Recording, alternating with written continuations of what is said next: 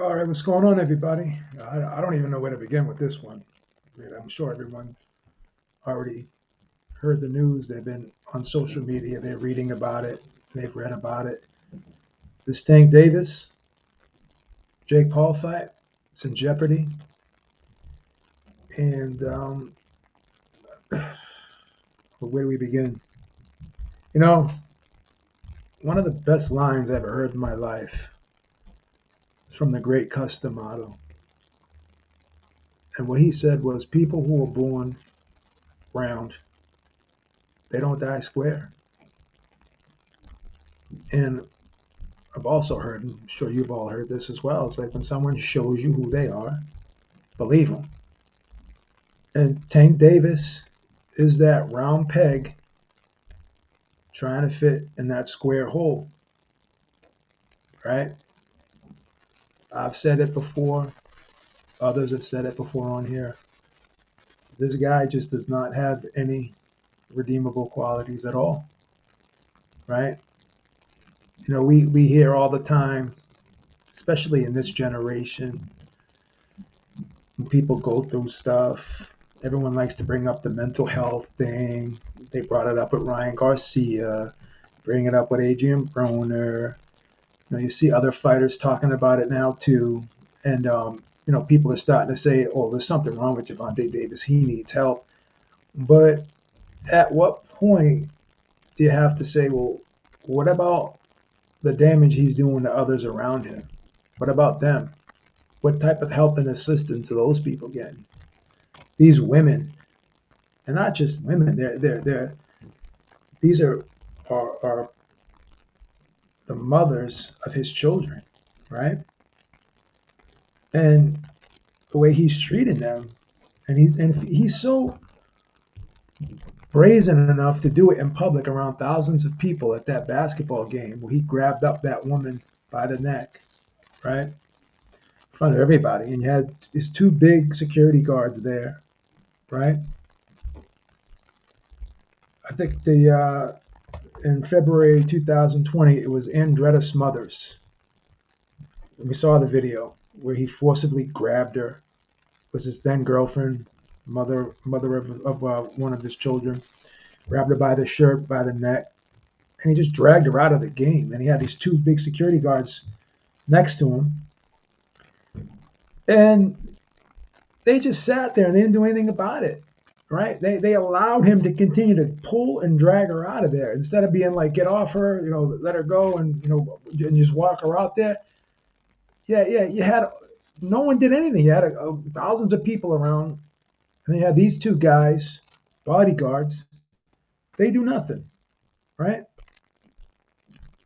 Then you have another woman, 2022, December 27, 2022, Vanessa Passo,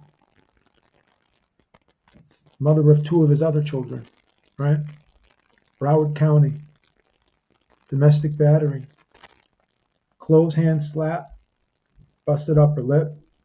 She pressed charges, and there was criminal charges that would be brought against him, and then she dropped the charges. I mean, at what point does the state step in and say, "Hey, we're gonna press these charges on him"? Forget about what she did. I don't know how much evidence they have, but again, they had a police report. They had the abrasion on her lip, right? Then June 15th, 2025, right? Another issue.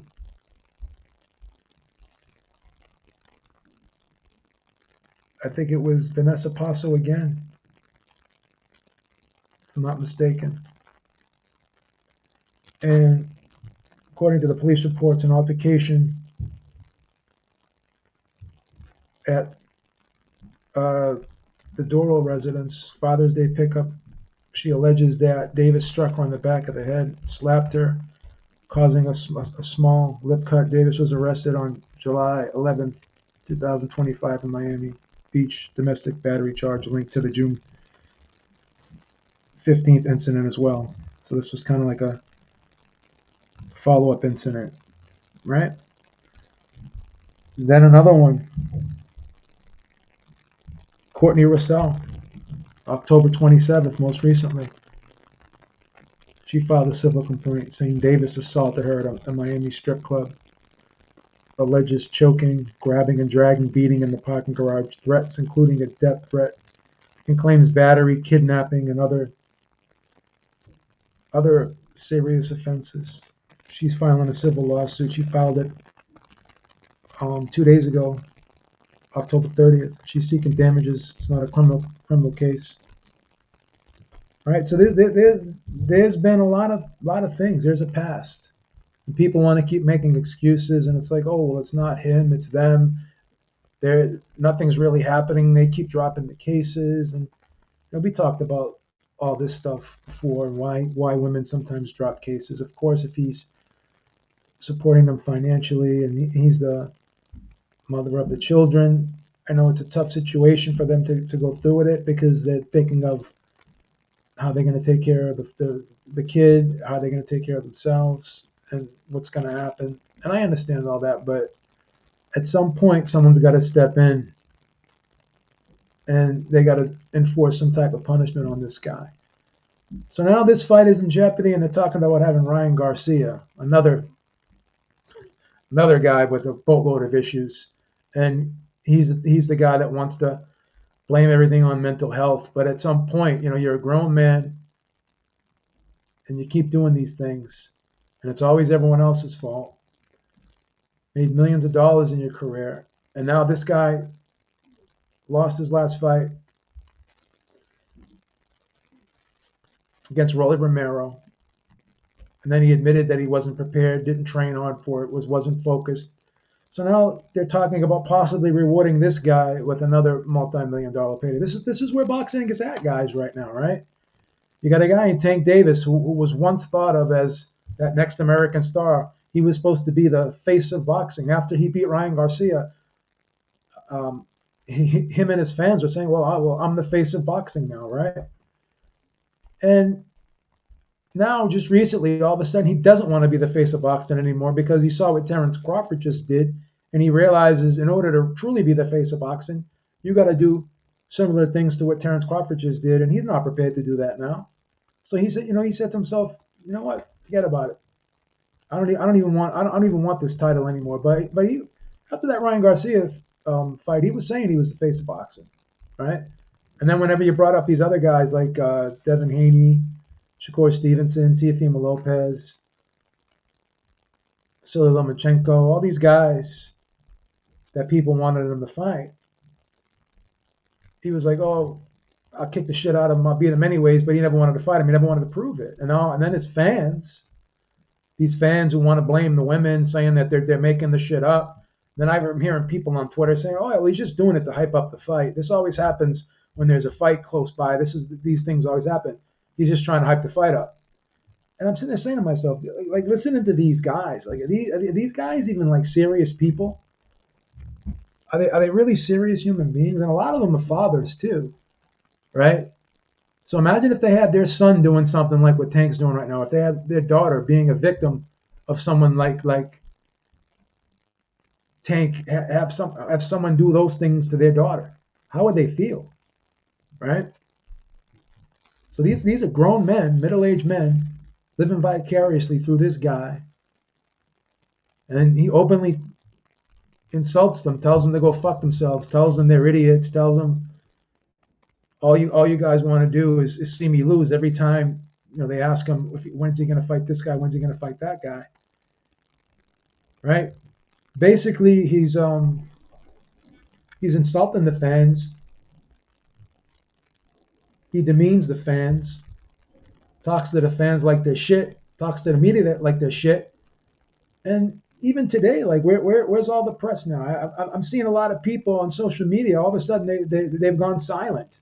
Where are the usual suspects who always want to talk shit about everyone else in boxing except their favorite fighters? We kept hearing for years about the wrong side of the street. When you had a guy who was supposedly on the wrong side of the street, who did everything right, did everything the right way, right? So I ask myself, is that really the right side of the street? And is that really the wrong side of the street? What is the real wrong side of the street? And what is the real right side of the street? Because that guy standing there by himself on the supposed alleged wrong side of the street, where all these other guys are on the supposed right side of the street, where are all those guys now? And Tank Davis was on that so-called right side of the street. Where are all those guys now? And where is the guy who was supposed to be on the wrong side of the street? But the guy on the wrong side of the street, he was walking on a higher path. He walked a higher path than those guys. He wasn't taking a year and a half, 2 years off. He wasn't fucking off in between fights like these guys were, right? He wasn't out partying. He wasn't doing all the crazy shit they were doing. He just put his head down and he just kept winning. But that wasn't enough. That wasn't enough, right? So we were being gaslit for years about this side of the street over here. It's not a coincidence how this whole thing played out, right? They tried to freeze this guy out. They tried to sabotage this guy. They wouldn't even respect his title. And now you saw what happened with these guys over here, where they're headed, where they ended up. One guy's going to walk into the Hall of Fame first ballot. What are these guys going to be doing? Right? So what side of the street is really the right side of the street, and which side of the street was really the wrong side of the street? That's the question you guys got to ask yourselves. 'Cause I know the truth. And the truth played out, man. The truth played out. Right? So you got a guy like Tank Davis who's never given the fans what they wanted. And then people say, well, what would you do if you were him? Well, let me ask you the same question. What would he do if he was us? Would he be happy about it? If he was the fan and he was the consumer, would he be happy with the same type of quality of fights as a consumer? Would he want to buy those fights? Would he want to spend his hard-earned dollars on those fights? Would he want to fly to wherever his fight was, buy a hotel room to watch his fights? So what would Tank Davis do if he was us? That's what you need. That's the question you need to ask. That's the question you need to ask. What would Tank Davis do if he was us? Fuck about what. We're never going to beat Tank Davis. None of us are never going to beat Tank Davis. And then the WBA, after all of this, the guy says he's going to retire, right? He has no intentions of fighting anyone, right? He has no intentions of giving Lamont Roach a rematch. So instead of ordering that Lamont Roach fight, and then if he doesn't fight Lamont Roach, why wouldn't he be stripped? Right? And everybody knows if that was anyone other than Tank Davis in that ring with Lamont Roach that night, the ref would have called that a knockdown. Lamont Roach would have been awarded that decision and he would be the champion today. I had Randy Gordon, the former commissioner of the New York State Athletic Commission, sitting across from me on camera, and he told me if I was still the commissioner and that fight happened on my watch, I would have overturned that decision and gave Lamont Roach the victory. He said, I don't care what the WBA decided to do. I don't care if the WBA gave him the belt back or whatever. I don't care what the WBA wanted to do with that title and how they wanted to work things out. He goes, I would have overturned that decision and given it to Lamont Roach, right? So you guys want to talk about all this other bullshit? You want to defend these sanctioning bodies? When you got a guy like Tank Davis, who is everything wrong about the sport of boxing, Tank Davis exemplifies, right? And then you had a guy in Terrence Crawford who did everything right, but it wasn't enough for a lot of you guys.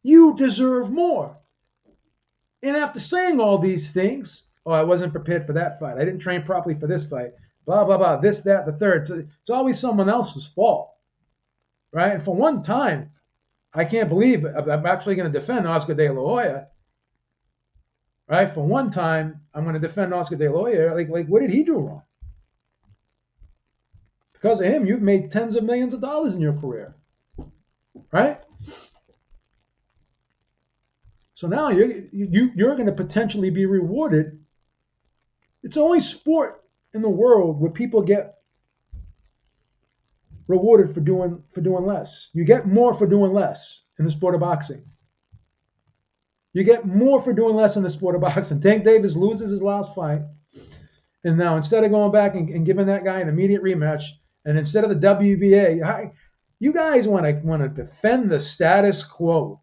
You're all crying. You're up in arms. We all know what it's about. We all know what it's about. You're all crying and you're up in arms, right? About TKO, all the bullshit with the Muhammad Ali Act. And look what the fuck's going on right in front of your eyes right now. Not a peep out of any of you, right? Not a peep out of any of you. And now to top it all off, too, now they're talking about Mayweather versus Pacquiao, too. Again, this sport is acting right now, particularly in America. The American market in boxing is acting out of desperation right now, right? When you have to revert to these types of fights, instead of making a Tank Davis versus Shakur Stevenson, a Tank Davis versus Teofimo Lopez. Now let's see what the fuck Teofimo Lopez does now. Now he's already telegraphing right now that he hasn't, this fight is with Shakur Stevenson's not a done deal, right? So who's going to be the next American star? Is it going to be Shakur Stevenson? Is it going to be Keyshawn Davis? Is it going to be Hitchinson? Is it going to be Richard Hitchinson? Richardson Hitchens? Is it going to be him? Is it going to be Tank Davis? Keyshawn Davis? David Benavidez? David Benavidez, is he going to fight Better Beaver Bivol next? Or is he going to go up and fight Zero Ramirez?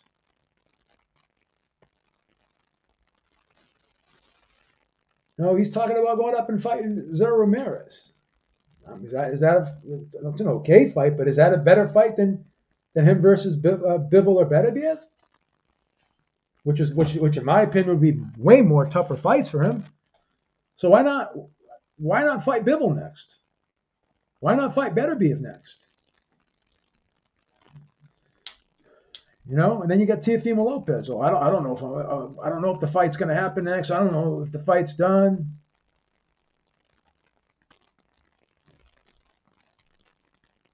Yeah, I mean, I like Richardson Hitchens. Richardson Hitchens. I like him. I like Hitchens. I think he's a good fighter, but it remains to be seen. It remains to be seen. But everyone's just sitting there waiting around for the Saudi money. And what happens is now, once you inflate the market, once you inflate this market now, and you start overpaying for fights, everyone's going to be expecting to get that amount of money. But you guys want to cry about fighter pay. This is what happens when these guys make insane amounts of money. This is what happens. You don't get the fights that you want or what you should be getting. And the sanctioning bodies, they don't do anything about it. They're not even going to strip Tank Davis of that title. Guy says he has no intentions of fighting Shakur Stevens. He has no intentions of fighting Teofimo Lopez. He has no intentions of fighting Devin Haney. He has no intentions of fighting Cepeda. He's not even committing to giving Lamont Roach a rematch, right? Lamont Roach's got to go up. He's got to go up to 140 to get lucrative fight for himself. So again, they did like look where the state of boxing is right now. You guys want to complain about the fucking Muhammad Ali Act. What has the Muhammad Ali Act done for you? How much better has the Muhammad Ali Act made the sport of boxing for you and for boxing in general?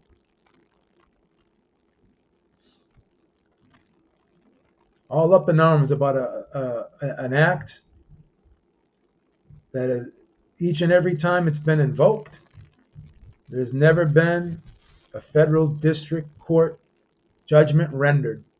You had a guy, Chris Algieri, said, yeah, I tried to use it. Didn't help me much, but at least it gave me leverage, gave me a leg to stand on. How much leverage? How much leg of a stand on? Mikey Garcia sat out for 2 fucking years, 2.5 years.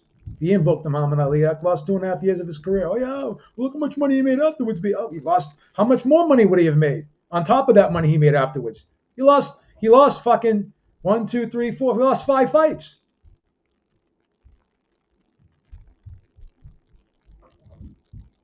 So I don't want to fucking hear it. I just don't want to hear it anymore. I really don't. Because all you guys are quiet right now, right? And the same usual suspects. We're all at the Tank Davis, Jake Paul press conference. They brought their knee pads and their other accessories, right? Where were the tough questions at that press conference, right? How come no one stood up there and said, "Hey, why isn't Al Heyman here? His company is the one behind this event, part of it, anyways, right? Why is Tom Brown the promoter? Tom Brown, what is your actual job? Do you work for PBC? Where are all those questions? No one asked those questions though. Do you work for Al Heyman, Tom Brown? Why are you here and he's not? Who's footing the bill for this fight?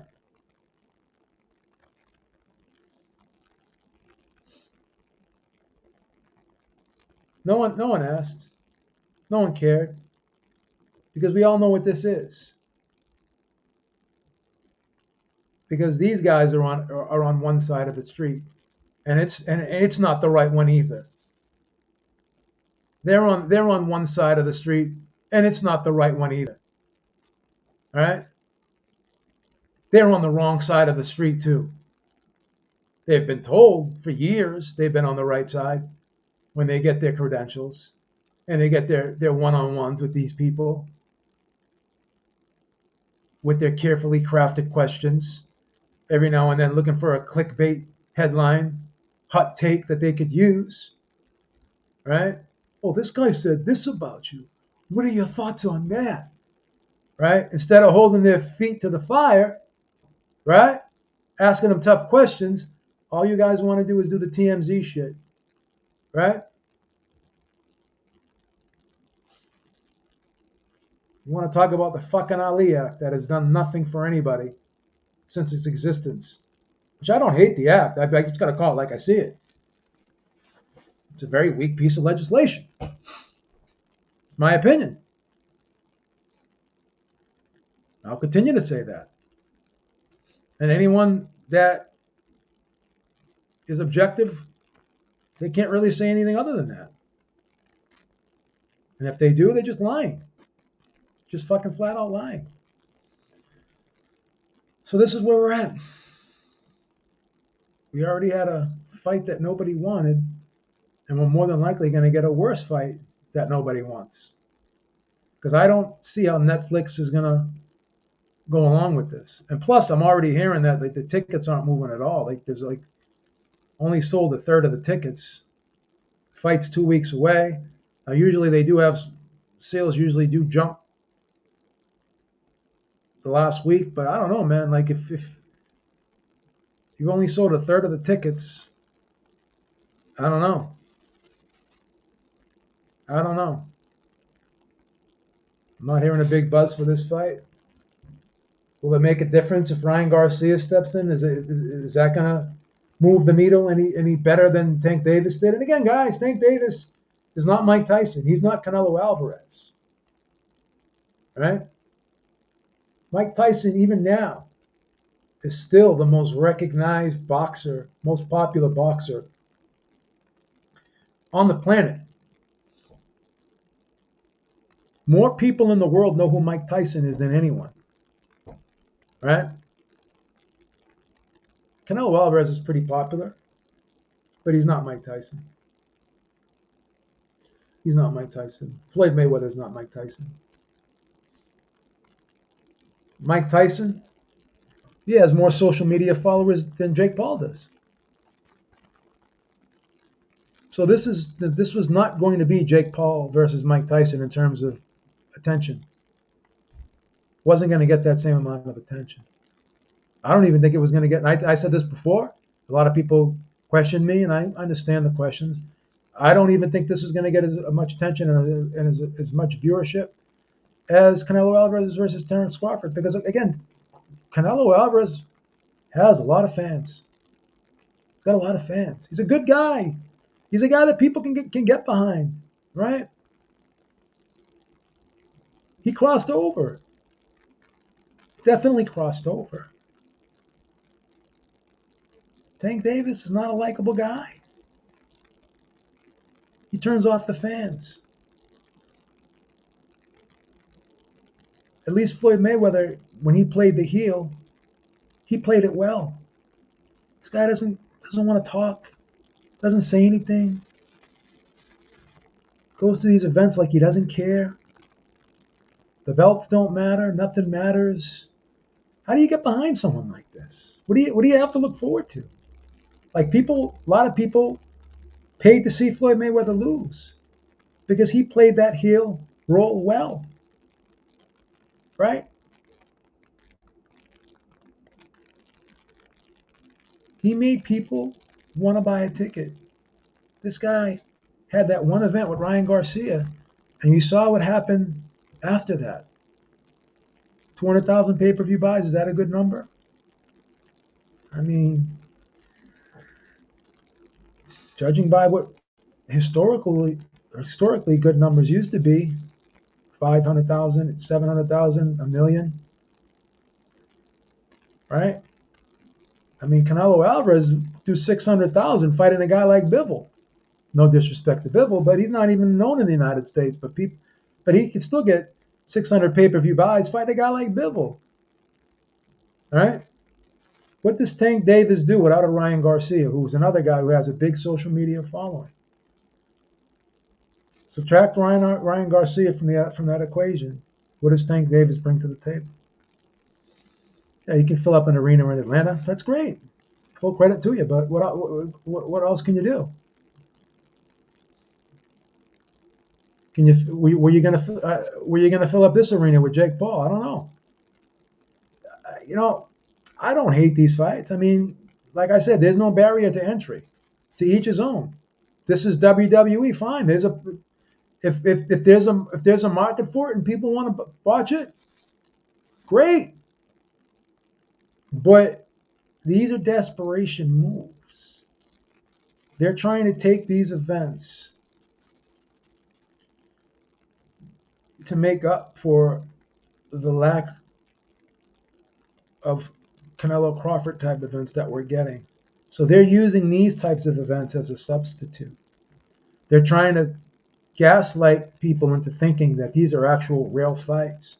And Jake Paul's an actual real fighter. Now again, Jake Paul is a licensed boxer. He trains hard. He prepares. I'm not saying he doesn't take his career seriously, but Jake Paul is at best a top 30 guy. He's not a top 20, top 15, top 10. He's not a Canelo Alvarez. He's not a Teofimo Lopez. He's not a Shakur Stevenson. He's not even a Lester Martinez. He's not a Christian Mbili. He's not a Zurdo Ramirez. Right?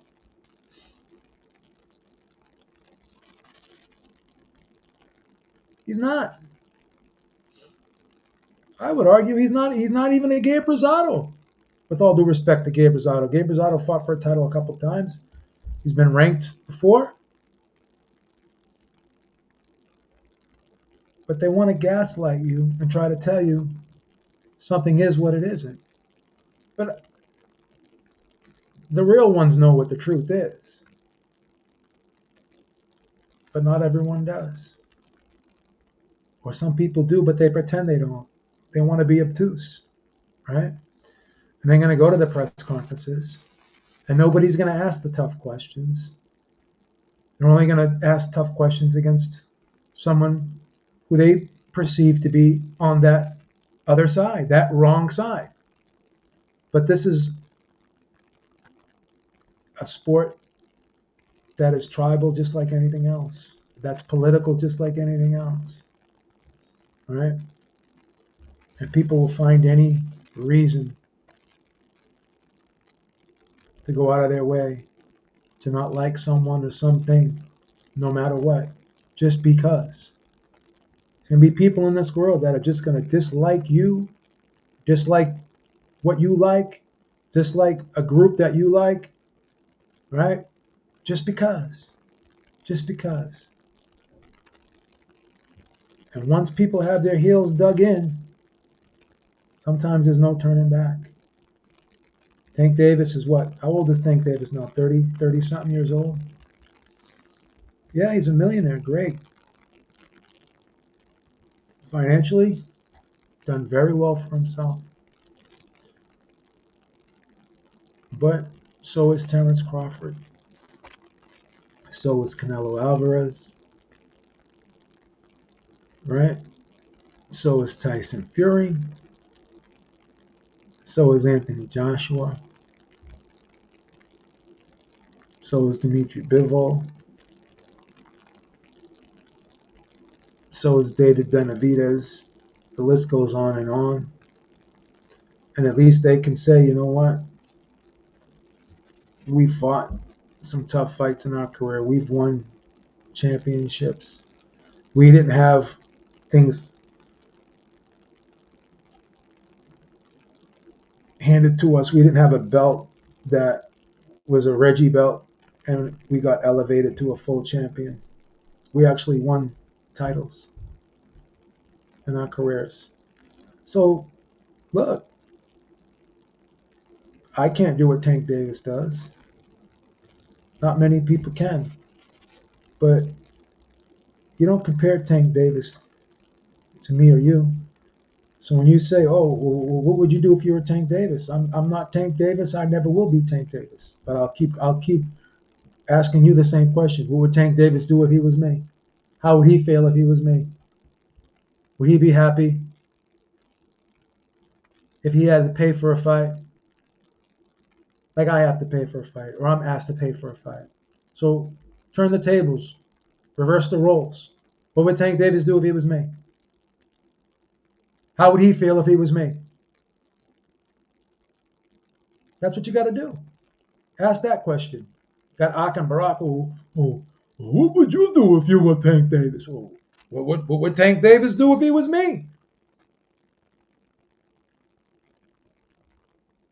Why would I put myself in Tank Davis's shoes if he's not willing to put himself in my shoes? Why?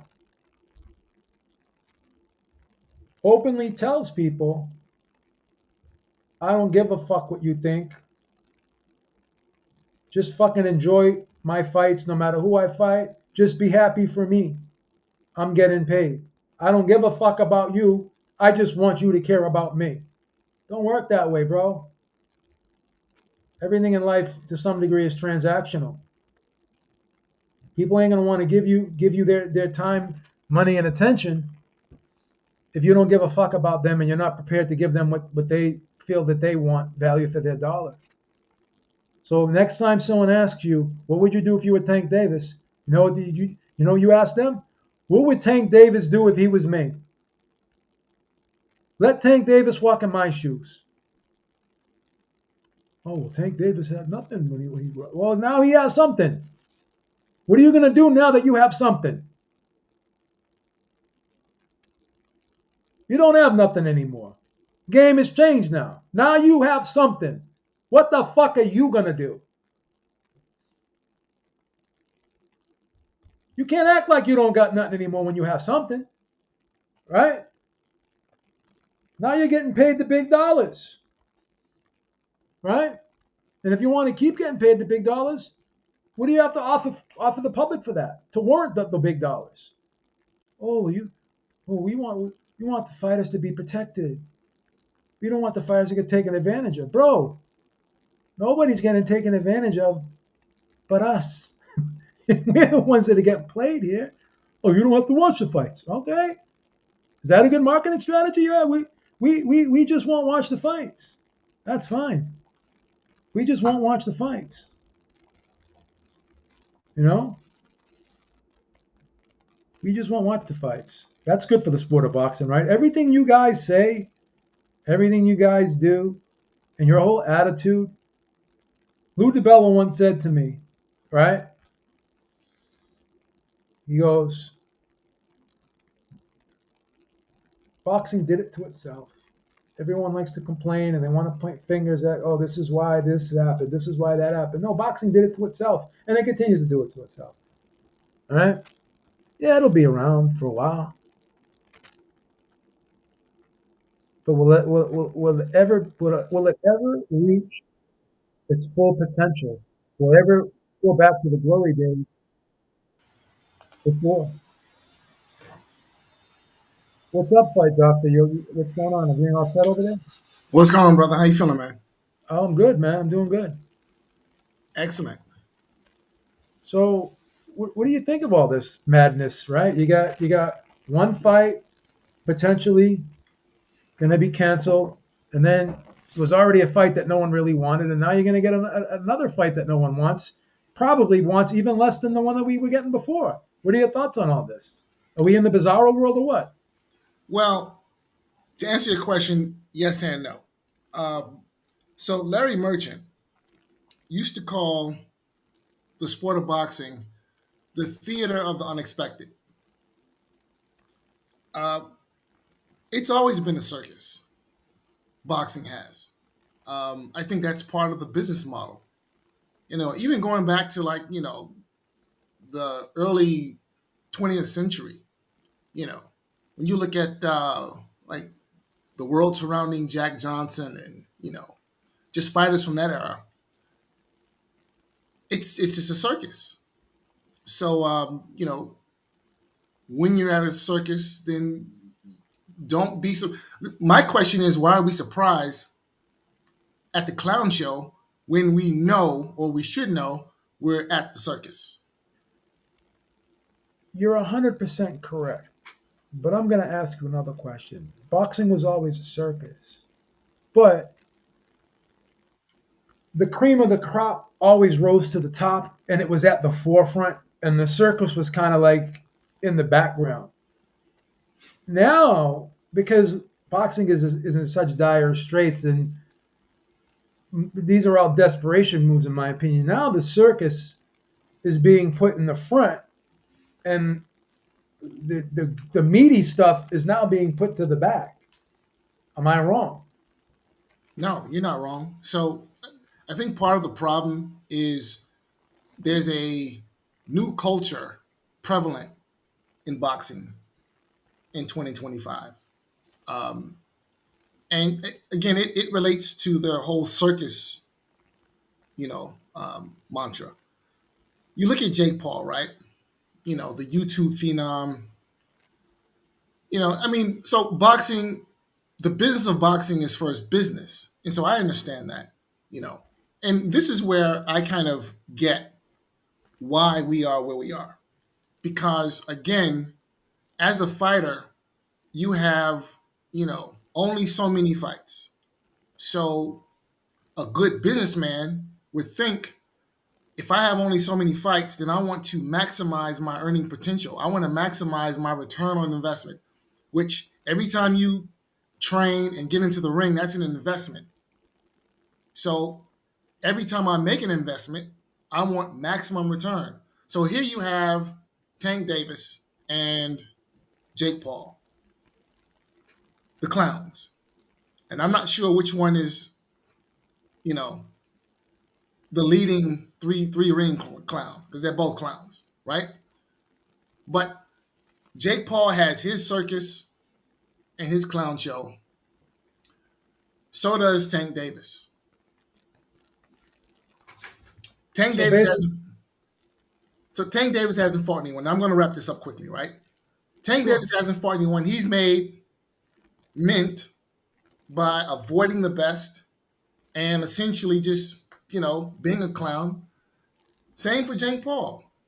So, as a good businessman, I would think that these two could perhaps make really, really big mint by, uh, having their respective circuses converge.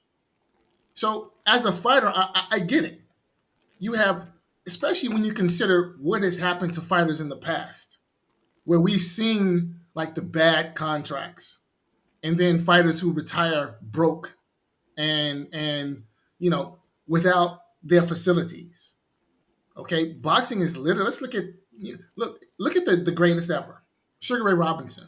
Look at uh, Joe Louis and what happened with him after he could no longer support himself through the sport that we love. Tragedy, just tragic what happened to him.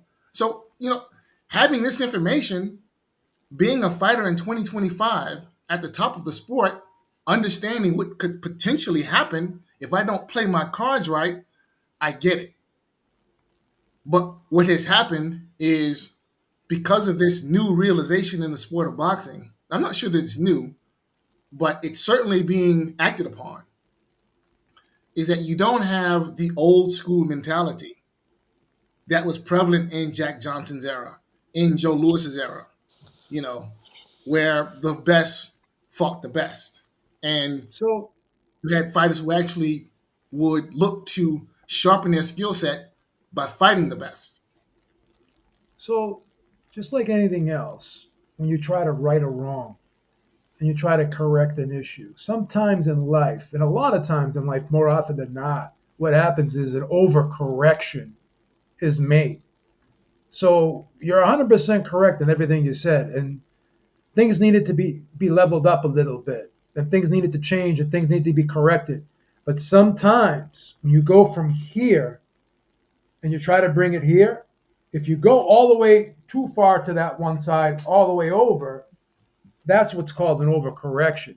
So you try to correct one problem by creating another. So now, once you inflate the market like you have now, this is what you're left with. It's almost like you got to drag these guys into the ring to fight each other. So I would look at this as an overcorrection to a problem that was in the past.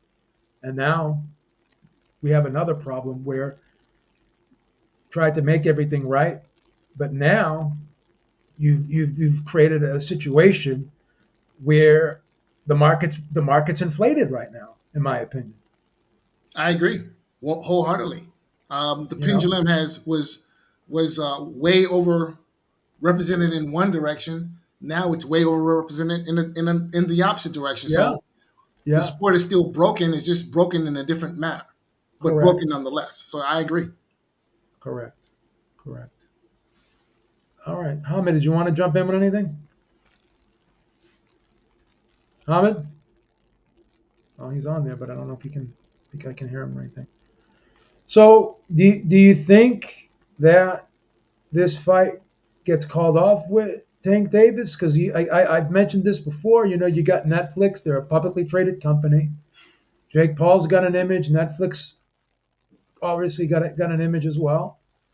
Um, You think they're gonna want to deal with this negative publicity? And on top of that, it seems like there's not a huge buzz for this fight, and the ticket sales are somewhat lagging. So is it going to be worth the aggravation to go through with this fight, or do they just bring in, Ryan Garcia, who's even, I think, a worse choice for this fight, in my opinion. So let's look at it in this regard. Let's consider those points that you just made, which are very good points, right? And let's just consider the bottom line. So, question: is this a manufactured crisis to sort That's what of, I'm saying. Yeah, I don't yeah, know. right, to sort of bail out all the parties who are financially vested in this endeavor? You know, Can you if hear me? Yeah, I can hear you now. All Yeah, right, all right. we'll go to you in a Because second. I just wanted to say, what did you think about the whole situation? Because Well, I let haven't him finish. listened. Let Fight Doctor finish All what he right, was all right. saying, and you let him jump right in. Go ahead, Fight Doctor. Finish what you're saying. yeah, so if the parties who are financially vested in this endeavor, if they have determined that the means does not justify the ends, or if Yeah, we're bound or we're likely to lose money, then yeah, let's bail out. yeah, So maybe that's what's happening here. yeah. And then if they bring Ryan Garcia in to Fight Doctor, they can offer him less of a purse than the 40 million that they were Exactly, going to give. Yeah, exactly. So and you essentially get the same fight, yeah, which for the most part. again is a circus, a Yeah, clown show, but yeah, we get it where now the bottom line is black and not red. yeah. I got you. Because you got to think that Floyd Mayweather had some stuff hanging over his head, and they still went ahead with his fight. What was it? Was it Miguel Cotto? I believe it was. So I think in that instance, like he had to do some time for domestic violence, whatever the situation Yeah, was. yeah. But they let him do the And fight first, anyways. the judge essentially said, look, we will delay your uh, Sentencing. Yeah, sentence. We will yeah, delay when you have to report to the state so yeah, that you can go and fight. yeah. Crazy. And this guy Mayweather actually did time, but Tank, I think that he was on probation and they gave him some house arrest. Then he even broke his house arrest because he went to Calvin Davis's house instead of staying in his own house. And this guy has gotten more breaks than anyone I've ever seen put in a similar situation like this. It's crazy. Yeah. So, you know, I don't know if you're a Wu Tang Clan fan, but Yeah, I like Wu Tang Clan. yes, sir. Yeah, So Wu Tang Cream, Clan, right? they have a song called "Cash Cream, Rules Everything Cream, yeah, Around Me," Cream, right? yeah, Don't get it twisted, okay? yeah, Uh, uh, I, I, I'm a big fan of Eric B. and Rakim, and yeah. one of his lyrics goes, Don't sweat the "Nothing technique, moves but baby. the money." Okay, Yeah, don't nothing move but the money. that's right. Don't nothing move but the money. You're taking me back now, Fight Doctor. You're taking me back. Yes, I sir. know you're a The D. I golden know age you're of a hip hop. DJ. Okay. I know Yes, you're a sir. DJ. Yeah, Right. But that's the reality of the matter. Don't nothing move but the money. So as yeah, long as Tank, look, if Tank Davis were not the quote unquote face of boxing, if he were not this money making machine, if he were not this, knockout, highlight reel knockout artist, if he were not these things, if he were just the average black man from Baltimore, need I go further? All right. yeah, yeah, Need I go all these breaks and the way that the state uh, uh, and the courts have bent over backwards to accommodate him, Floyd yeah, Mayweather, and others? It yeah, wouldn't happen. It just wouldn't yeah. happen. All right, let's let Hamid jump in here. What's up, Hamid? I just wanted to know what your perspective was because I haven't listened to the whole or beginning of the show or seen what you were saying on Twitter. You probably know my thoughts on the whole situation. I've been getting mobbed on by the tank fans on Twitter, but I, I I think this won't get pushed back. But I think it's probably better if it does get cancelled. And I heard it is going to get cancelled. What do you think about the whole situation? I think someone else is going to step in, and I think they'll scrap the Gervonta Davis as an opponent. And it just makes me laugh because you have people Do you think it's get fair though? Because I've seen people defend Tang. I've never, no. I've never I ever would. brought, I've never ever brought most of the boxers' personal issues unless it's actually interfering with their career, or their career is so pedestrian and mediocre. Like people, I keep seeing these Tank radical fans or PBC fans comparing him Listen. to Mayweather and Tyson, and I even said, when have you ever seen me mention their personal issues or whatever the sentence is? Because I won't, because those guys were all-time great fighters. This guy is not, I don't even think, a Hall of Famer. Well, you remember when Rolly Romero? had one of his fights postponed because there was allegations against him, and they had to postpone his fight, and they were going to potentially cancel it. But then his situation got worked out. So you're going to understand these are broadcast companies. Many of them, like CBS, Showtime, and Netflix, and That was one fight, Amazon, though. That was one fight. they're all these guys are all these companies are all publicly traded companies. So they have shareholders to answer to. They don't want to have their image be put in jeopardy because it's stuff like this, right? So how many times is this guy going to have problems That's what I was before getting to. Yeah, before someone steps in and just says, you know what, enough is enough. Like we don't want to be associated or affiliated with this guy, right? Now the whole thing about canceling somebody. Well, let me just tell you this: if I own a company and you work for me, and I find out you're doing some fucked up shit in your private life that I feel is unethical, unsavory type behavior, then I could fire you if I want. My decision, right? No one's guaranteed a job. I mean, you could get fired for certain. Like if I did some crazy things in my public life where the job I have, they're not going to allow me to stay, right? So why would someone want to get behind or invest in somebody like that if they don't align with them ethically, morally, and otherwise? It's one thing having whatever you do in the privacy of your own home and this and that, but if you're doing something that's wrong or illegal or criminal, or even if it's a misdemeanor, that's the thing too. The funny thing about this domestic violence type stuff, where it's considered a misdemeanor, right? Like you can go out and like you have assault and battery, and certain levels of assault and battery are misdemeanors, and some are felonies or whatever.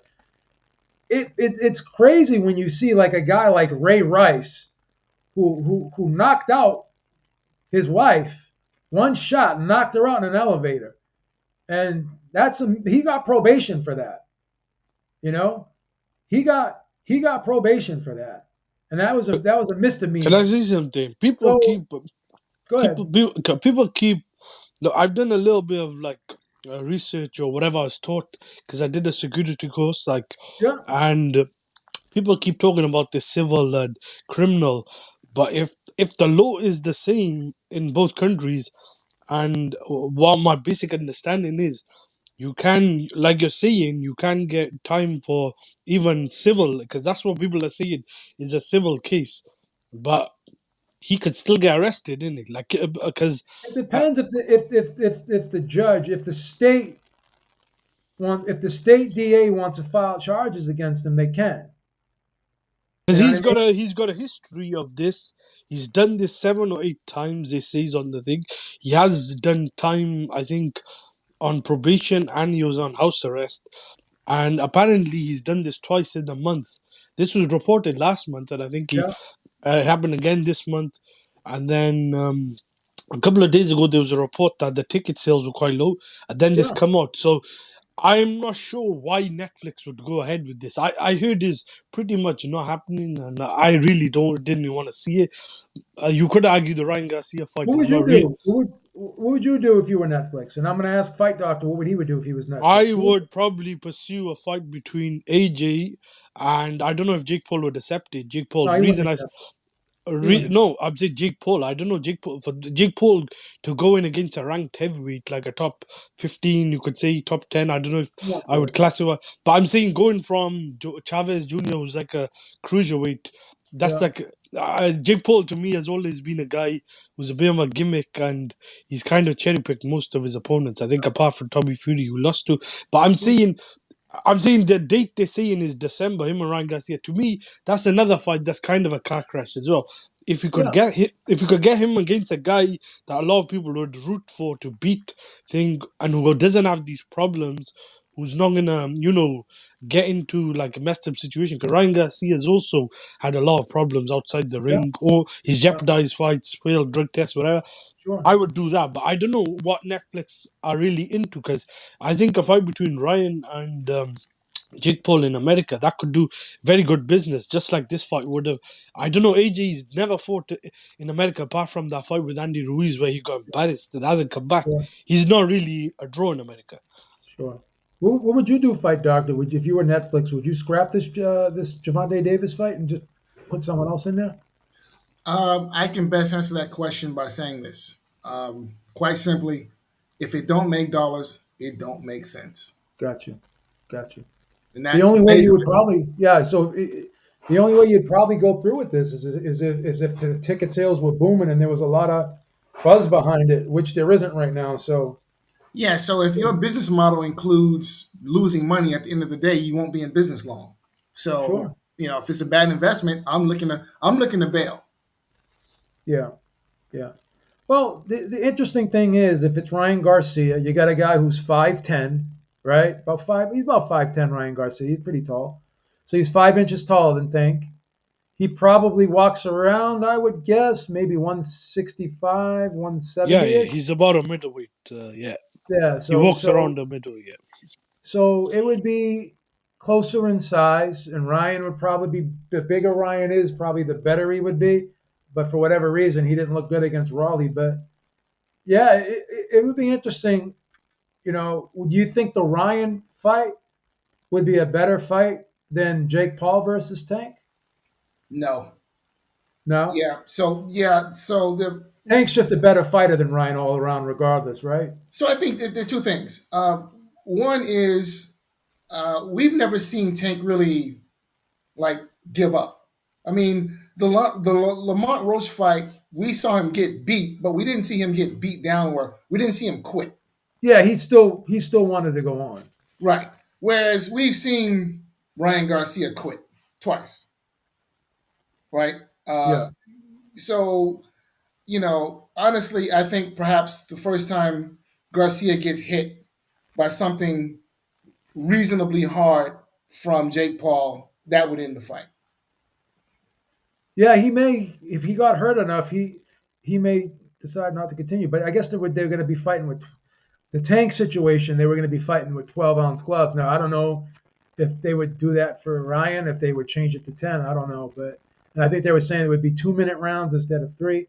But I don't know if the situation with Ryan would be any different than it would be with Tank. So that's what I was gonna say. Would Ryan or would the fight between Ryan Garcia and Jake Paul be able to be licensed as a professional fight?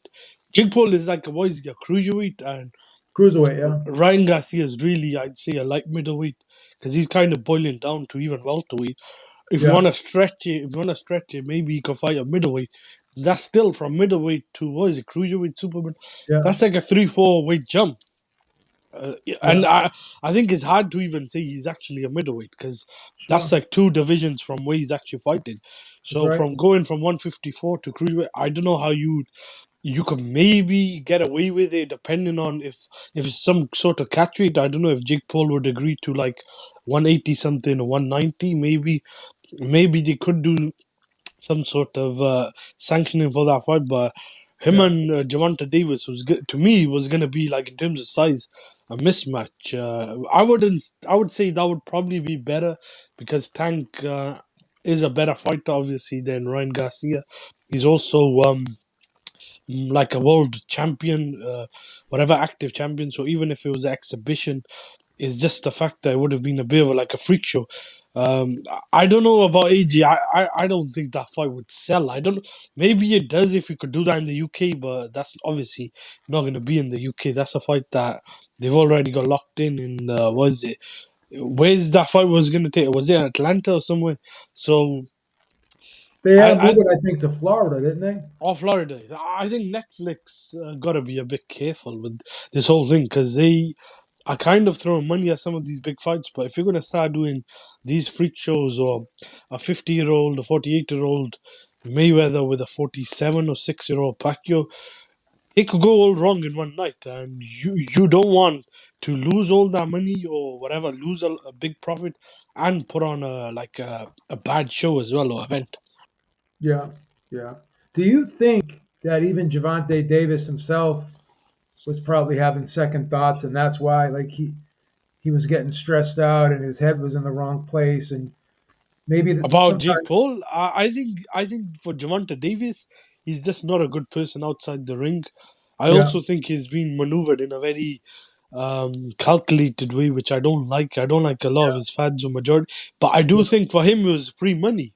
Like if it's a yeah, choice between Jake Paul, even though he may be bigger, and Shakur Stevenson, or guys like Devin Haney a couple of years ago, and Turkey, the Saudis offered him, he would take this money because this was like a guarantee, I think, of 30 or was it 40? Some people say 50 million, and it wasn't even going to be a licensed professional fight.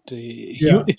He was probably not even going to take much damage, I would say, because I've seen Jake Paul fight, and to me, Tank would just have to keep his guard up or hands up, and it would just be a matter of time who could actually like win more rounds or land. But if it's an exhibition, that wouldn't have even mattered. I'm not even sure it would have been a real fight if these guys really would have went at it, or if they just would have moved Do you around. reckon Tank could have knocked him out? Because I think if Tank could have landed, I don't know. I, I would have liked to have seen his like because the size difference is so big. I'm not. I'm I not don't even rate sure. Jake Paul though, because he got hurt by I think it's Tyrone Woodley or Anderson Silva, one of them. I can't, Yeah, and he hasn't really done anything to me since. yeah, yeah, yeah. So I don't know. I don't know what's going to happen. So if they do swap out opponents, then that does that mean they'd have to push the event back till December? Is that what you said earlier? That's Chris Mannix posted is if the thing. I don't think the tank fight is a probably 10% chance of that happening if they were to do some sort of reschedule, postpone that date. But if they're looking for a new opponent, which he already said, and I think someone else reported it, then December's the date. I personally don't really even care about this. I was just baffled the fact that Tank, who's like to me a very bad person at the Yeah, moment, I'm what not a he's huge doing, fan. I'm not a huge fan of Tank, to be and honest. the fact that he's done this where he turned down a rematch. I thought he's gonna get his free money and he's gonna kind of sail into the sunset. And the fact that he's jeopardized this, it shows. I think he's a even bigger scumbag than I think a lot of people thought. I Because guess I guess he had to do this first before he did the Roach fight, because if he were to lose to Roach, this fight would have been harder to make. but he was offered a lot of money by Turkey Al Sheikh. Like I'm saying, people keep saying it was either or. He has been offered a lot of money against fights. To fight Roach. Devin Haney. Oh, I think it was oh, last year, just after the Frank Mate fight. I think he was offered yeah. that, and then he fought Lamont Roach, and he could have got the Lamont Roach fight out the way in the summer if he really wanted to, but they had second thoughts because of how he really lost that fight. Let's be real. I had that 8-4 for Roach, and Yeah, Willis missed I a had Roach winning that fight too. I Willis don't missed a knockdown, and they didn't even overturn that. That knockdown round was listen. so egregious. I had the ex New York State Athletic Commission Randy Gordon on here, and he told me that he would have overturned that decision if he was Could you still the post commissioner. that link? Because I haven't ever listened to. I remember Oh, you doing. Send it yeah. to me if you got time. Or alright. I'll send it to you on Twitter. Yeah, it was What a did really he good. say? He said he would have overturned it. He said, I don't care. He told me, he goes, I don't care what the WBA would have done.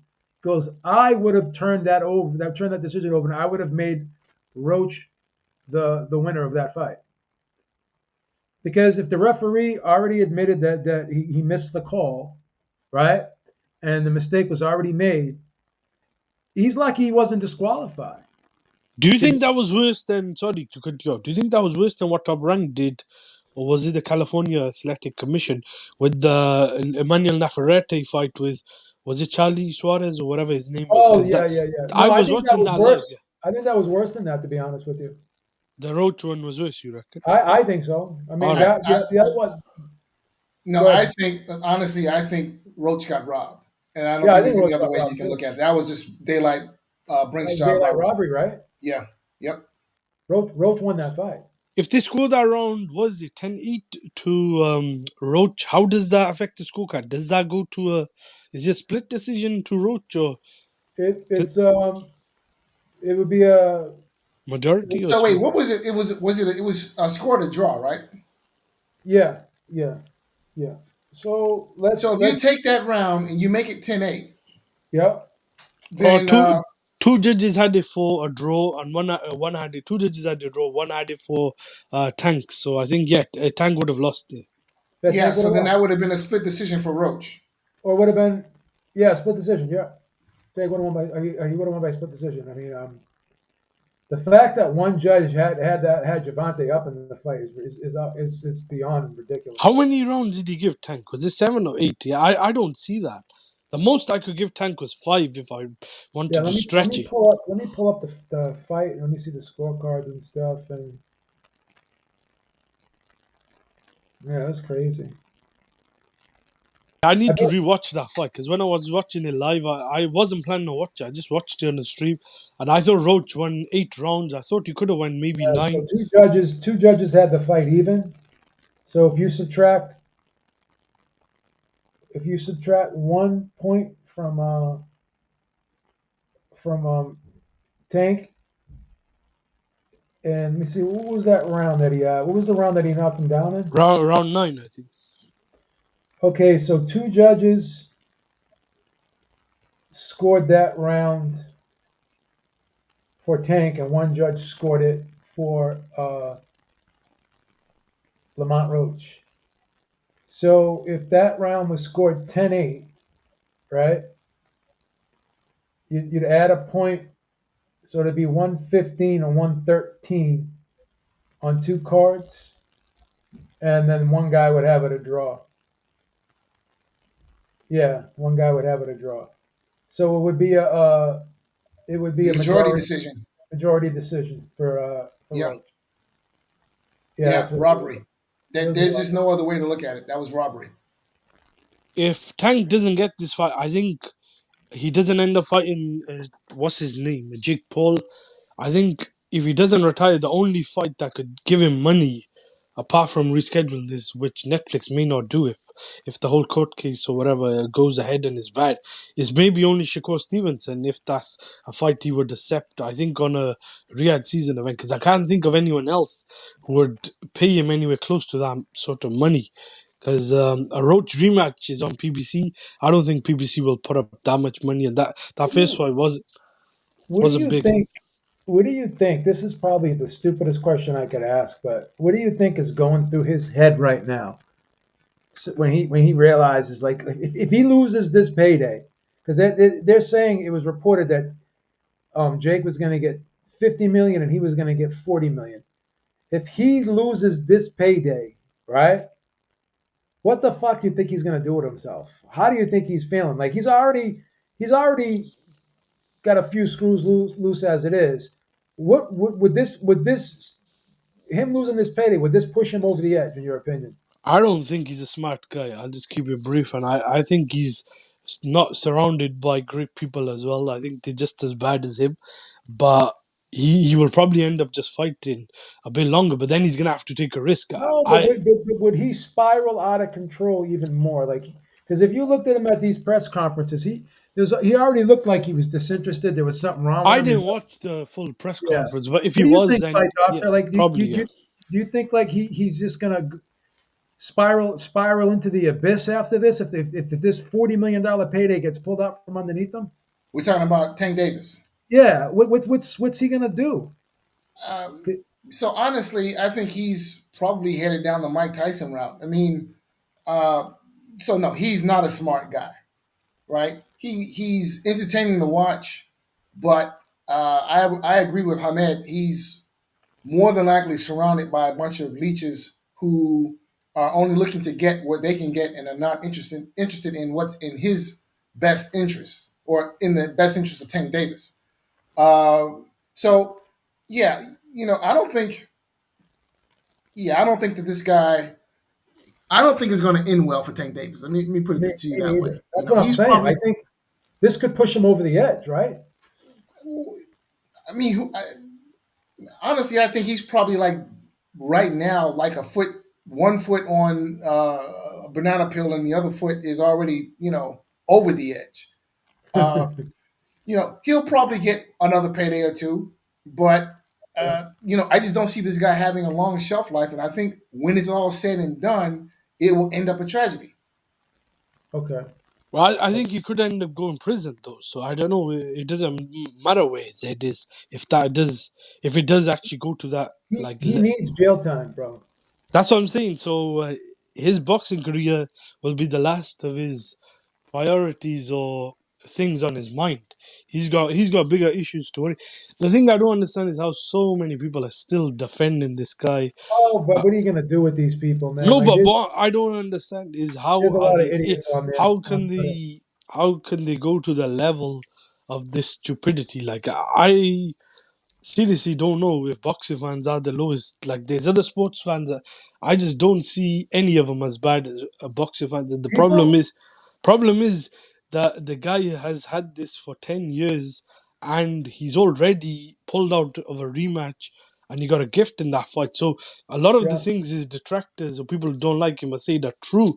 Like, at what point do take off the sunglasses and accept a bit of the truth and reality, like, because you can't keep sugarcoating all his flaws and mistakes. Like, to me, I find it almost impossible how you could defend this guy unless you're I think People, like a woman or something. yeah. People get mad at me when I say this, but I think boxing fans are like the worst fan. Like the boxing fans in America, I think are the worst fans in the world. And people get mad when I say it, but I just never seen a more delusional bunch of fans in my life. Like they're happy about paying more and getting less. They're fans of fighters who openly insult them and tell them they don't care what they think, and they'll do whatever they want. I don't care what the fans want. Like fighters will openly say that to fans, and they'll still be fans of those guys, and they'll just be like cucks, and they'll go along with them. You know what I mean? And then you got people who like the current state of the game right now in boxing, and they're happy paying all these pay-per-views, and they're more worried about what the fighters are getting paid as opposed to what they're getting paid to watch these guys. Because you realize if you got to pay these guys 10 $15 million every time they fight a big name, then that's more money out of your pocket. That's more money that you're gonna have to pay for pay-per-views out of your own pocket, right? So it's crazy how these fans are. And you hear Paulie Malignaggi saying that the UFC fans are the stupid ones. I think it's the opposite, because the UFC fans, they don't care about all this shit. You got like Ariel Helwani, and you got that guy Luke Thomas. They're the guys who are the social justice warriors on that side of the fence. But everyone else is like, fuck it. It's not our job to negotiate these guys' purses for them. You know, if they want to be fighters, they can be fighters. And now again, I empathize with everybody. I don't want to see anyone get taken advantage of. But I don't think in the state of boxing right now, where these guys have lawyers around them, it's different now. Like a lot of these guys, like they're smart. They know how to manage money now. Boxing's come a long way, and like you said, Fight Doctor, a lot of these fighters have learned from the mistakes of the past. These guys have stock portfolios. They've got real estate portfolios. They've invested in businesses. They're not making the same mistakes as some of these other fighters have done. So they've made the right moves. So these guys can take care of themselves. They don't need Joe Habib to worry about them, or they don't need other people on the internet to worry about their well-being and take care of them. These guys can take care of themselves at this point. That's Yeah, my opinion. 100%, 100%. But there is another aspect of this that we have to. I think it would be good to, sort of acknowledge is that, and this is goes beyond the sport of boxing, but it actually speaks to just the state of where we are in this country, right? As far as like Sure. the underlying culture, Yep. right? Um, Tank Davis, living in Baltimore, grew up. I'm sure he grew up Sure he poor did. and desperate Sure he did. circumstances. Yep. Probably didn't have, probably didn't have good role models. Probably the only role models that he had were, less than honorable people, right? Yeah. So, when you grow up, when you come up in desperate circumstances, and then this is the understanding that you come up with, and you have no credible role models, or at least none that you think are credible, to sort of guide you in a better direction. And then you take this same, you take someone that's the product of this type of uh, environment, and then you make them a multimillionaire. And then the question is, well, why do they do what they're doing? Well, that shouldn't be a question, Yeah. right? That shouldn't be a question. It's a Well, we culture. know. It's a culture shock. It's a culture shock when you're not used to having all this money and you get it all at once and stuff. And yeah, but the thing that bothers me though is he's hurting women. You know what I mean? I just can't find a way to See, justify that. that's what I'm trying to see. Like, how Yeah, could that's you what bothers me. you gotta That's what be the bothers me. lowest of the. Can you hear me? You know? You gotta be the lowest of the lowest to Right. defend that. So again, and the problem is that unfortunately we live in a society that has traditionally devalued women. Yeah, This is not something that just started. This has been going on since yeah, before we were born, right? yeah, Just think about the civil rights era. yeah, Women were part of that because they didn't have equal rights. I mean, think about when women were given the privilege of voting in this country. yeah, For decades and decades and decades, women were not seen as equals, but as property. So this is something that's just baked into the fabric of the society we live in. And then you yeah, have someone like Tank Davis. And look, yeah, I see this happening all the time across many different people who come from many different walks of life. You know, so this is actually something that's almost, I want to say, endemic in our society. Okay. This type of treatment. All right. It's just unfortunate that you have someone in Tank Davis's position who's acting out and acting on these types of impulses. It's really, really sad. Yeah. Yeah, I mean, we want to empathize with people, but I just think these are women who are the mother of your children. Two of these women, and I just think you need to step up for your family first, and at some point, the the young adult has to become the man at some point. You know, how old is he now? What, 30, 31ish now? He's in his early 30s. 31, yeah, I think 31 or 32. So Yeah, yeah, let me see how old he is. You know, Tank Davis age. I think after a while, I understand what you're saying, Fight Doctor, and I've seen people have problematic Yep. lives But growing now, up. but now, having said that, at the Yeah, end he's of the day, 31. there's He's no 31. excuse. He's gonna There's be no excuse. 32 in February, so he'll be 32 in a couple months. Yeah, so Yeah. yeah, I just think at this age, Fight Doctor, I don't want to disregard what you're saying. I don't want to make light of what you're saying. I think we need to be aware of the things you're saying. I think they're all relevant points, and we need to know these things and accept these things as truth moving forward, because that's how we can solve the problem moving forward. There's no doubt about that. But at 32 years old, and you've had money for a while now, so you got to figure it out. And if you can't figure it out, obviously you're in an environment and you're around the wrong people if they're not able to help you, because you see people, like for instance at that basketball game, you had those two big guys, security guys, with them, and they're just watching them do all that stuff. Like, I mean, I don't know, man. I'm not saying I'm a tough guy or that, anything like that, but but that's the if I only see thing that's being caught but if on I camera. see We don't know. let me finish this, Ahmed. Let me finish this, please. If I see you know a guy hitting a woman, I'm gonna step in, man. I mean, you know what I'm saying? I'm not gonna just like watch that. That's just Yeah. me. So we go back to the Wu-Tang principle, Yep. right? Now those security guards, they have, you Money, know, yeah. Yeah. yeah. So they're getting paid, right? They have, look, those security guards, they have mortgages, Yep. They have families. They have responsibilities. And you have Tank Davis, who is, doing Tank Davis. So what are you going to do? Are you going to jeopardize being able to Yeah. feed your family, pay your mortgage, because this idiot doesn't know that, first of all, he should not be putting his hands on a woman, right? That's the first thing, okay? He doesn't have common sense to do that much. But this idiot hasn't figured out that if you're going to do that, don't do it in public, idiot, Yeah.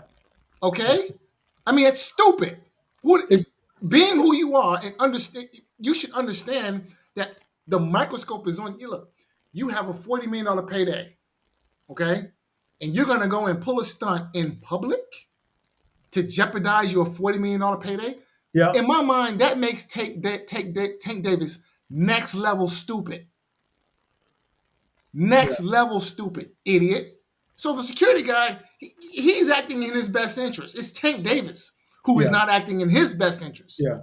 Okay, so Yeah. I can understand where the security guy is coming from, even though the security guy is showing no courage. Yeah. He's showing no courage, but I understand. Okay, I understand because you still, at the end of the day, you have a family to feed. So I get it. Yeah. It's just like that guy well, Gene but that Dale. basketball games from 2020, that footage is old. That's not the new footage. That footage is actually old. Yeah, I That's why some. understand that. I understand that. But again, he did No, this I'm not. other he did this other incident in public too, though. He went into a strip club and pulled her out of a strip club in front of people. Is that on camera as well? All right, I've never seen that. But the, if the, there's the thing is this, if you're comfortable enough doing that on camera, yeah, I agree right? with that. That's the point. Then you got that guy Gene Deal, P Diddy's old bodyguard. He's going on all these these channels like Interview. Vlad TV and everything, doing interviews, and it's like, bro, like this ain't a good look for you because you're sitting there saying you saw all this stuff, but you didn't do nothing. Like so, Yeah, like yeah, I agree. if a guy's gonna come out and say he saw another guy do all these horrible things to a woman, and like he's just gonna say I saw these things. My question is, well, what'd you do about it? And I fight doctor know exactly what you're saying, but I don't know, man. It's tough, man. It's tough. You know, it's tough. Like being in that environment, being able to deal with that, and seeing that every day. Like I like not all money is good money. Sometimes, you know what I'm saying? That's the way I look Yeah, at it not all too. money is good money. I agree Yeah, wholeheartedly. You know, yeah, yeah. So before we close out, I want to ask one question here because I read an article with Terrence Crawford on the Ring magazine, and I'm seeing Terrence Crawford flying around the world, enjoying himself, having a blast, going to Japan. He went to where else did he go? Where was that WBO convention? I think that was somewhere in Latin America, if I'm not mistaken. So he went to that, and he's just been enjoying himself, and he was being interviewed at that convention, and then they asked him, like, how you feeling? What do you think you're gonna do? And then he was kind of going into like, he's 38 now, and he realized, when he goes into these camps, he realizes that his body's not the same, and the recovery time is longer now, right? It's longer now, and things I do now, it's taking me longer to heal up and recover from, and my body's just not the same. He says, I feel like I can keep going, but I am 38 and the end is near. So it wasn't like he was calling it a day, but he was kind of implying that is a possibility. What do you think he does next, and what do you think he should do next? We'll start with you, Fight Doctor, before we head out. so I'm going to go back to the point I made earlier about fighters having, a limited shelf life, and that every training camp, every fight is an investment, and that as a good businessman, you want the maximum return on your investment. Yeah. So the answer to this question is simple, easy. Whatever makes him the most money, be that a Canelo rematch or a Boots fight or whatever it is, but whatever fight, and I agree the end is near, and retirement should probably be first and foremost on his mind. So, yeah, fight. Whatever the next fight should be, whatever's going to make him the most money. Period. Do you And think do you think he should fight next though? Because he also said in that interview that nothing could ever equal or come close to what he just did with Canelo. Anything else would be a step down for him. So that's another thing. Like, is there going to be a mental letdown, a mental lapse because you that's like the cherry on top. That was like the culmination. What else out there would get the juices flowing and make sense after that? Maybe I we're winning can, the middleweight title. That's about it. yeah, I can answer that question. The quote Lennox Lewis: "Money solves all problems." So, what would motivate Terrence Crawford at this point, in my mind, would be a Yeah. ridiculous paycheck, Okay. right? Uh, 10 times the amount of money he's ever made in his career. That's, in my mind, powerful motivation. So a big fat paycheck, an amount where he could not say no, an offer that he could not refuse. I Yeah. think that would provide plenty of motivation. You know, and Okay. I think, and So I you think, think someone will open up the purse strings for him, and there'll be too much money to just walk away. I think that's a distinct possibility. Okay. I mean, who knows? We'll see. Yeah, we'll But see. maybe perhaps Alvarez will wake from his sleep and decide that he could do better in the rematch, and will direct his people to make the rematch at all costs, which Gotcha. means they're going to have to open up the coffers and offer. Well, first of all, they're going to have to treat Terrence Crawford with the respect that a fighter of his caliber deserves. Yeah. That's point number one. And then number two, they're going to have to offer him the amount of money for him to consider giving Alvarez the privilege of avenging his loss. Sure. So I Sure. think if those two things would happen, perhaps that might be motivation enough. But Gotcha. look, me personally, if Terrence Crawford would ask me that question, I would say retire unless they make it worth your while. Yeah. Yeah. For me, I would retire unless I got $50 million or more. What would you do? What would you do, Hamed, if you were Crawford? And what do you think you should do? I think he will definitely fight at least once, maybe twice at the most. But Yeah. if there's not a rematch, I would say try and win a middleweight title. There's Janabek and Lara, and he did say he got his eyes on that. But there's another fight, the Callas Adamas, which I think is a very winnable fight. Yeah. I Who's like the not Adamas really, fight. he's not really that big, and he's also sparred with him, so he knows his style. And it's also a fight that he could maybe have to see what he wants to do. He could win a middleweight title and then see if he's still got the hunger to become an undisputed champion at middleweight and fight the winner of Janabek and Lara. He could maybe then carry on. But I would say if it's not Canelo rematch, that's maybe the only other fight that he will probably have. And I think Turkey will pay him. Turkey already overpaid him for the Madrimov fight and this fight. The Canelo fight, I don't know if there'll be another Canelo fight. To me, Yeah. I'm not Canelo sure if there'll be seems another like Canelo fight. Canelo seems mentally towards the end of his career and checked out to a degree.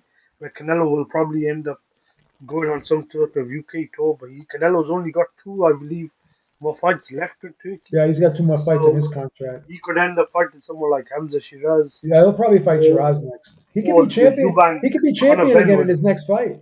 He could be champion again in his next fight because I don't think I definitely believe Crawford's going to vacate those super middleweight titles, and he'll more than likely be fighting for a vacant title, Canelo Alvarez. Yeah, he could fight him or he could fight Eubank if Eubank does do what he did in the first fight, win the rematch with Ben. Those are two fights. One could be in the UK, maybe the Shiraz fight could be also in the UK, but could be in Saudi Arabia, or if they want to, I don't know, take it somewhere back to North America. I don't know about the rematch. I thought initially there was like some sort of one-sided rematch clause, but what I was told was Crawford did not want to that to hold up anything, and he wanted to give Canelo like a bit more leverage. I think in terms of money and other whatever obstacles in negotiation, and Canelo, I think, was willing to concede that, so there wasn't like an automatic rematch clause. Like they were both want to do it, and I think it could happen. But I think because the fight was so decisive, like I thought Crawford I clearly think it won. was decisive. I Yeah, don't think it Crawford was won close. clearly. Crawford clearly won. I had it 9-3. You could say some people had it 10-2. Anyway, I would say anywhere between 8 to 10 rounds was probably fair. And in a rematch, I think Crawford could probably stop him. He did hurt him badly in the 12th round. I did pick I Crawford as well, heard him in the last round. but I thought Crawford did an even better job than I initially thought. Like I thought they may try and rob him. I thought it was very hard. Those scorecards were too close. I thought it was I very hard. thought Crawford did a better job than Bivol did, to be honest. Yeah, those are the two guys since the Mayweather fight that there was no even argument for the judges to rob him. That's how Yeah. one-sided they made it. But Mayweather just outclassed him, but Crawford kind of outfought him a little bit too. So you Mayweather Yeah, did know, what he yeah, did. He had to do, but that was also a long time ago. When he fought Bivol and Crawford, he was a top like 5 pound for pound fighter. I guess yeah, Bivol is not.